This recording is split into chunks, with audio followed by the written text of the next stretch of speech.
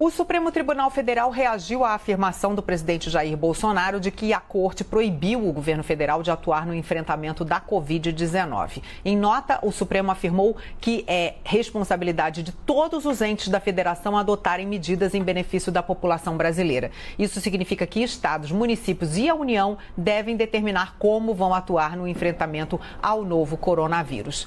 Caio, na sua avaliação, o STF prejudicou o trabalho do governo no enfrentamento da pandemia e o Poder Judiciário interfere de forma negativa nas ações do Executivo? O que você acha?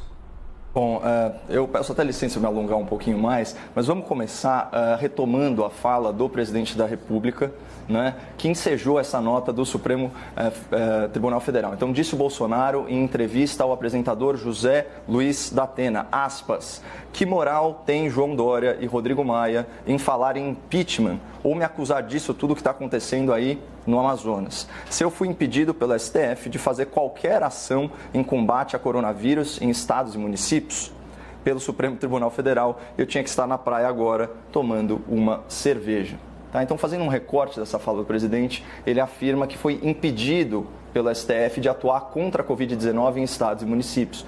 Claro que se a gente adotar uma interpretação de texto literal, a informação soa incorreta, porque o governo federal pode sim e deve adotar medidas de impacto direto nas cidades, como, por exemplo, o envio de medicamentos e de equipamentos médicos. Inclusive, a União vem adotando medidas dessa natureza, como foi explicitado pelo governador do Amazonas, né, que ontem, em coletiva à imprensa, agradeceu e elogiou efusivamente a atuação do Ministério da Saúde na crise sanitária e na crise de abastecimento naquele estado.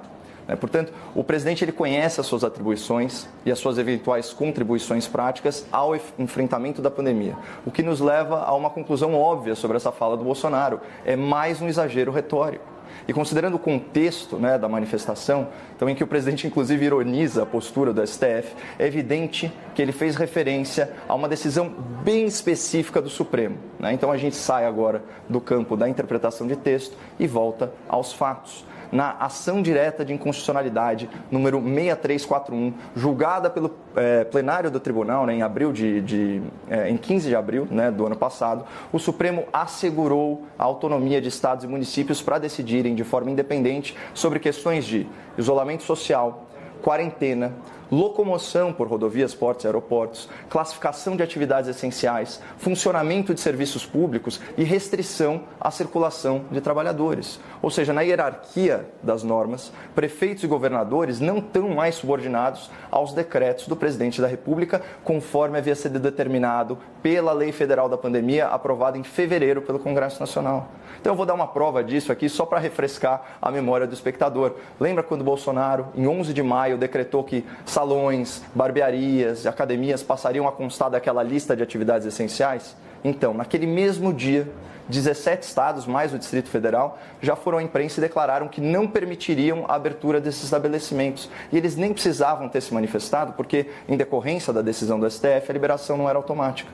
Então, trazendo um pouquinho aqui para a nossa vida real. Desde o dia 15 de abril, a Presidência da República, né, na qualidade de chefe do Poder Executivo Federal, perdeu a prerrogativa de determinar quem pode ou não pode trabalhar, como as pessoas podem ou não podem se locomover e quais serviços que devem ou não ser interrompidos em razão da pandemia. Ou seja, espectador, o que isolou a população em casa, o que fechou milhares de empresas, o que causou a demissão de milhões de trabalhadores, o que empobreceu as famílias e o que tirou os jovens da escola foram decisões políticas impostas por decreto por prefeitos e governadores, fundamentados naquela decisão do STF, a ação direta de inconstitucionalidade, número 6341, à disposição para quem quiser pesquisar. Então, assim, mesmo que mais uma vez ele tenha pecado pelo exagero, a declaração do presidente tem lastro na realidade. E os próprios atos formais do governo federal contrariam a ideia de que a União não tomou medidas fundamentais para o combate à pandemia. Né? Mas principalmente o combate às consequências devastadoras da paralisação econômica decretada pelos governadores e prefeitos. Então, eu acho importante dar destaque a algumas dessas ações. Né? Então, a aprovação célere e tempestiva da lei da pandemia em conjunto com o Congresso Nacional, facilitando aí o processo licitatório, as contratações do poder público, né, em decorrência da emergência de saúde, a ajuda fiscal de 44 bilhões negociada com o parlamento, com os estados e com os municípios, que, segundo a própria instituição instituição fiscal independente do Senado, superou a queda de arrecadação de 24 unidades da federação. Teve o pagamento de mais de 250 bilhões a título de auxílio emergencial. É o maior programa de transferência de renda da história nacional. Isso para proteger quem? Os trabalhadores informais e as famílias vulneráveis. A linha de crédito via Pronamp, para financiar micro e pequenas empresas, que são as grandes empregadoras nacionais. Teve MP do Bem, por meio da flexibilização das regras trabalhistas, com redução de jornada, suspensão temporária dos contratos, salvou milhões de empregos formais. E, finalmente, o investimento na vacina da AstraZeneca e da Oxford, contemplando transferência de tecnologia para a Fiocruz, que é o que tudo indica, está a poucos dias de ser aplicada em território nacional e, registre-se, tem uma eficácia até maior que o imunizante alternativo já à disposição da população. Então, essas coisas todas, elas têm impacto positivo também em estados e municípios e, fundamentalmente, na vida das pessoas. Então, quando eu li hoje as manchetes afirmando, aspas, STF desmente Bolsonaro, eu me vi obrigado a concordar em parte, porque, de fato,